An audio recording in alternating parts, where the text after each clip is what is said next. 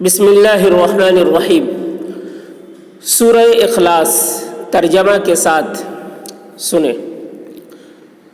قل هو اللہ احد، اے نبی آپ ان لوگوں سے کہہ دیجئے کہ وہ یعنی اللہ اپنے کمال ذات اور صفات میں ایک ہے۔ اللہ الصمد، اللہ ایسا بے نیاز ہے کہ وہ کسی کا محتاج نہیں اور اس کے سب محتاج ہیں۔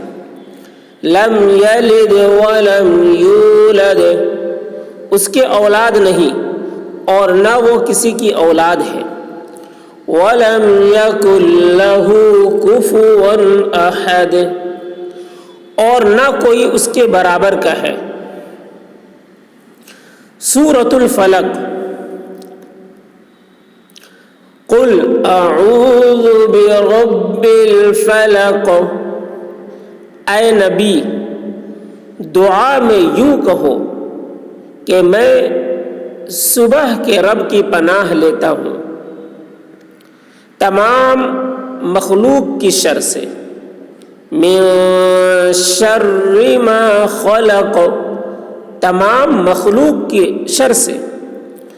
وَمِن شَرِّ غَاسِقٍ إِذَا وَقَبَ، اور اندھیرے کے شر سے جب اندھیرا پھیل جائے۔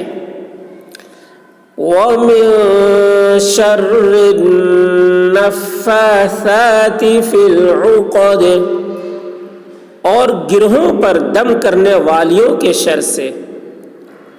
وَمِن شَرِّ حَاسِدٍ إِذَا حَسَدَ، اور حسد کرنے والے کے شر سے جب وہ حسد کرے۔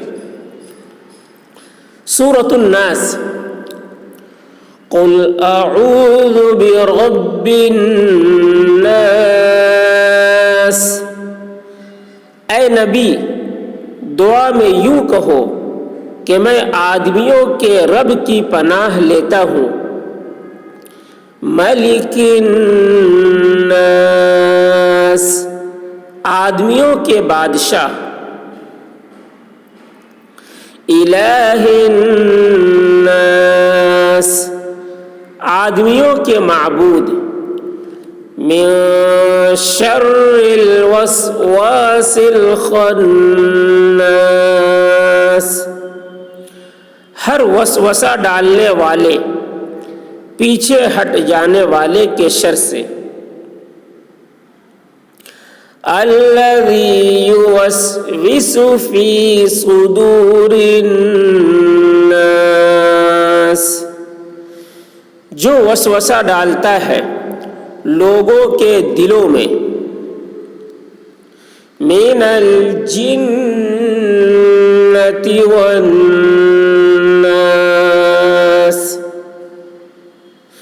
جنوں میں سے ہو یا آدمیوں میں سے۔ تو یہ صورتیں تھیں، عام طور پہ نماز میں یہ صورتیں پڑھی جاتی ہیں، خاص طور سے عوام جو غیر حافظ ہیں، یہ چھوٹی چھوٹی صورتیں ان کو آسانی سے یاد ہو جاتی ہیں۔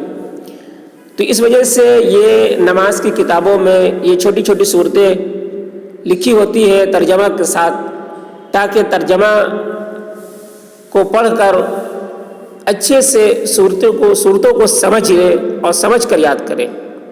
جب نماز میں ان صورتوں کو پڑھ رہے ہو تو وہ سمجھ بھی رہے ہو کہ ہم کیا پڑھ رہے ہیں، اس کا کیا مطلب، ہم اللہ سے گفتگو کر رہے ہیں، باتیں کر رہے ہیں، تو کیا باتیں کر رہے ہیں، کیا گفتگو کر رہے ہیں، اس کو وہ سمجھ سکے۔ جب سمجھیں گے تو پھر نماز پڑھنے میں مزہ آئے گا، نماز میں خشوع و خضوع پیدا ہوگا، دھیان اللہ کی طرف متوجہ ہوگا، اور نماز صحیح معنوں میں وہ نماز بنے گی۔ نماز پڑھنے میں جو لذت ہے وہ لذت ملے گی، اور پھر وہ نماز اللہ کے یہاں قابل قبول ہوگی، صحیح نماز ہوگی۔ پھر اس نماز سے فائدے ہوں گے۔ نماز کے جو فائدے ہیں قرآن شریف میں فرمایا ان الصلاۃ تنہی عن الفحشاء والمنکر کہ نماز بے حیائی اور بری باتوں سے روک دیتی ہے۔ اس کے علاوہ نماز کے جو فوائد ہیں وہ سارے فائدے حاصل ہوں گے۔ بہت سارے لوگ کہتے ہیں کہ ہم نماز پڑھ رہے ہیں لیکن اس سے کہ کوئی اثرات ظاہر نہیں ہو رہے، تو اس کی وجہ یہی ہے کہ ہم نے نماز کو صحیح ڈھنگ سے سیکھا نہیں۔ نماز میں جو صورتیں پڑھی جاتی ہے، جو چیزیں بھی دعائیں وغیرہ پڑھی جاتی ہے، ہم نے اس کو صحیح ڈھنگ سے نہ یاد کیا ہے اور نہ ہی ہم اس کو سمجھتے ہیں کہ ہم کیا باتیں کر رہے ہیں۔ ہماری نمازوں میں خضوع نہیں رہتا، ہمارا دھیان بھٹکتا ہے، ہمارے خیالات اور وسوسے ہمارے دلوں میں ادھر ادھر کے پیدا ہوتے رہتے ہیں نمازوں کے اندر۔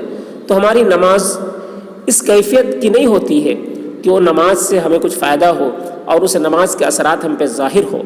تو نماز کو صحیح سے سیکھنا ہے اور جو صورتیں جو دعائیں وغیرہ پڑھی جاتی ہیں اس کو ترجمہ کے ساتھ اس کو یاد کیجئے، سمجھ کر پڑھیے، تو پھر نمازوں میں جان پیدا ہوگی، خضوع پیدا ہوگی، پھر وہ نماز ہمارے لیے صحیح معنوں میں نماز ہوگی اور ہمارے لیے نجات کا ذریعہ ہوگی، اللہ کی رضامندی اور خوشنودی کا ذریعہ ہوگی۔ نماز کے کتنے سارے فوائد ہیں، وہ سارے فوائد ہمیں حاصل ہوں گے۔ اللہ تعالی ہم سب کو ان باتوں پر عمل کی توفیق عطا فرمائے۔